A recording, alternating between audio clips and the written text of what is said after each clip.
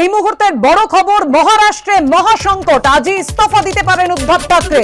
খবর সূত্রের, আজই ইস্তফা দিতে পারেন উদ্ধব ঠাকরে। খবর সূত্রের, বিধানসভা ভাঙার ইতিমধ্যে ইঙ্গিত দিয়েছেন সঞ্জয় রাউত, এমনটাই টুইট করেছেন তিনি। মহারাষ্ট্রের রাজনৈতিক পরিস্থিতি বিধানসভা ভাঙার পথে এগোচ্ছে। रौनक कुकरे हमारे प्रतिनिधि এই মুহূর্তে আমাদের সঙ্গে রয়েছেন। रौनक जी, क्या जानकारी है, अभी अपडेट क्या है आपके पास? जी देखिए, निश्चित तौर पर थोड़ी देर पहले जो शिवसेना के नेता है संजय राउत, उन्होंने जो ट्वीट कर इशारा किया है, साफ तौर पर ये इशारा बताता है, उन्होंने अपने ट्वीट में इस बात का जिक्र किया है कि राज्य में जो राजनीतिक गतिविधियां चल रही है वो पूरी तौर से विधानसभा भंग करने की और जो है वो महाराष्ट्र आगे बढ़ता हुआ दिख रहा है। उनका ये जो ट्वीट है जो साफ तौर पर इस बात का इशारा करता हुआ दिख रहा है कि शिवसेना और खासतौर से मुख्यमंत्री जो है वो पूरी तरीके से एकनाथ शिंदे की इस बगावत के बाद अंडर प्रेशर में है।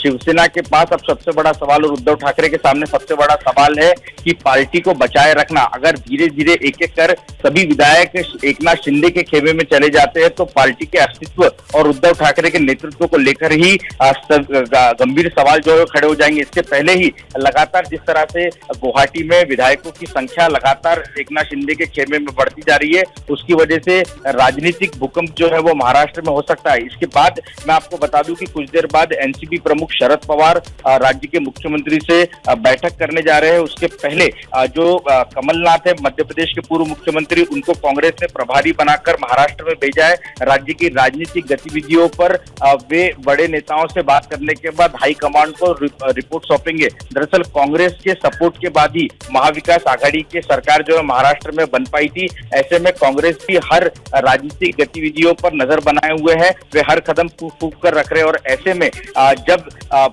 एनसीपी प्रमुख शरद पवार और मुख्यमंत्री से कमलनाथ की बैठक होती है, उसके बाद क्या कुछ रिपोर्ट वे हाईकमांड को भेजते हैं वो देखना महत्वपूर्ण होगा। लेकिन संजय राउत का जो ट्वीट है वो निश्चित तौर पर ये इशारा कर रहा है कि फिलहाल शिवसेना और महाविकास आघाड़ी सरकार में सब कुछ ऑल राइट नहीं है। जी हाँ, ये भी अब बताइए रौनक जी, जो विधानसभा भंग होने की दिशा में जा रही है, ये सब शब्द कितना महत्वपूर्ण है, क्या स्पष्ट करना चाहते हैं संजय राउत ने? जी देखिए, ये संजय राउत की तरफ से दावा जरूर किया जा रहा है कि जो गतिविधियां आगे बढ़ रही है वे महाराष्ट्र की विधानसभा को वे भंग हो सकती है। लेकिन सवाल ये है कि क्या वाकई में ऐसा हो सकेगा, क्योंकि देखना महत्वपूर्ण होगा कि जो बागी विधायक है क्या इन्हें शिवसेना हटा पाती है। क्योंकि सबसे बड़ा सवाल है कि जो एकनाथ शिंदे दावा कर रहे हैं कि उनके पास 40 विधायकों का समर्थन है। अगर 40 विधायक वाकई में ऑन पेपर एकनाथ शिंदे के पास है तो एंटी डिफेक्शन लॉ इन विधायकों पर लागू नहीं होता। वे नए ग्रुप फॉर्म कर सकते हैं और वो ये ग्रुप जो है वो बीजेपी को समर्थन देकर सरकार बना सकता है। ऐसे में ये फिलहाल भले ही संजय राउत दावा कर रहे होंगे कि विधानसभा भंग हो सकती है, लेकिन फिलहाल ये कहना जल्दबाजी होगा। जी রৌনক জি, आप हमारे साथ बने रहिए। আপনাদেরকে জানিয়ে রাখি, মহারাষ্ট্রে মহাসংকট, আজ ইস্তফা দিতে পারেন উদ্ধব ঠাকরে, এমনটাই খবর সূত্রে। অর্থাৎ বুঝতেই পারছেন যে নাটকীয় পরিস্থিতি, নাটকীয় মোড় এই মুহূর্তে। বিধানসভা ভাঙার ইঙ্গিত দিয়ে রেখেছেন সঞ্জয় রাউত। মহারাষ্ট্রের রাজনৈতিক পরিস্থিতি বিধানসভা ভাঙার পথে এগোচ্ছে, এমনটাই টুইট করেছেন শিবসেনা মুখপাত্র সঞ্জয় রাউত। মহারাষ্ট্রের সংকটে জোট সরকার, ইতিমধ্যেই দুই শিবিরে তুঙ্গে তৎপরতা, সব পক্ষের সব দিক থেকে এই মুহূর্তে বৈঠক চলছে। একেবারেই এই মুহূর্তে ঘোর সংকটে মহারাষ্ট্রের জোট সরকার, বিদ্রোহী বিধায়কদের নিয়ে বৈঠক চলছে। একনাথ শিন্ডের একেবারে রুদ্ধদ্বার বৈঠক কিছুক্ষণ আগে আপনাদের জানিয়েছি, এবং সংখ্যাটা কতটা গুরুত্বপূর্ণ হতে যাচ্ছে সেটা বুঝতেই পারছেন। আমরা কথা বলছি আমাদের প্রতিনিধি रौनक कुकरेर संगे। रौनक जी, ये जो खबर मिल रही है, क्या इस्तीफा देने जा रहे हैं उद्धव ठाकरे ने, क्या जानकारी अभी मिल रहे हैं? अभी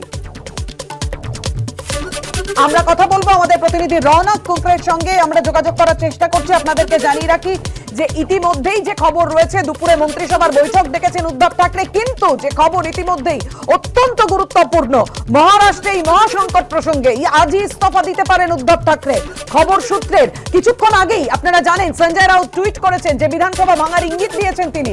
মহারাষ্ট্রের রাজনৈতিক পরিস্থিতি বিধানসভা ভাঙার দিক পথে এগোচ্ছে, দিশা মে যা রহি হ্যায় বিধানসভা ভঙ্গ কি, একেবারে এভাবেই টুইট করেছেন সঞ্জয় রাউত।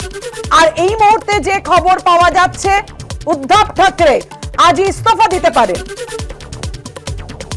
এর আগে সাংবাদিকদের মুখোমুখি হয়ে সঞ্জয় রাউত কি বলেছেন টুইট করার ঠিক আগে দেখুন।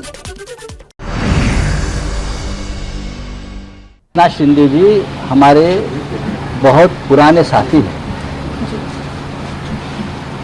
हमारे मित्र हैं। सालों साल से हम एक दूसरे के साथ कंधा से कंधा लगाकर काम कर रहे हैं। उनको भी इतना आसान नहीं है पार्टी छोड़ना, और हमको भी इतना आसान नहीं है उनको छोड़ना। हमारा डायलॉग चल रहा है। आज सुबह भी मेरी एकनाथ शिंदे जी से बातचीत चल रही थी। आज सुबह हम दोनों ने 1 घंटा बातचीत की है। यहाँ से जो बातचीत हुई उस बारे में मैंने पार्टी चीफ को बताया है। कोई बात छुप कर नहीं रहती है, वापस एक बार बात हो जाएगी। उनके साथ जो विधायक है उनसे भी हमारी बातचीत चल रही है। सभी शिवसेना में है, शिवसेना में रहेंगे और उद्धव ठाकरे जी का नेतृत्व। ज़्यादा से ज़्यादा क्या होगा? सत्ता जाएगी, और क्या होता है? ज़्यादा से ज़्यादा क्या होगी? महाराष्ट्र की सत्ता जाएगी, सत्ता वापस आ सकती है। सर लेकिन प्रतिष्ठा होती है पार्टी की, वो सबसे ऊपर है।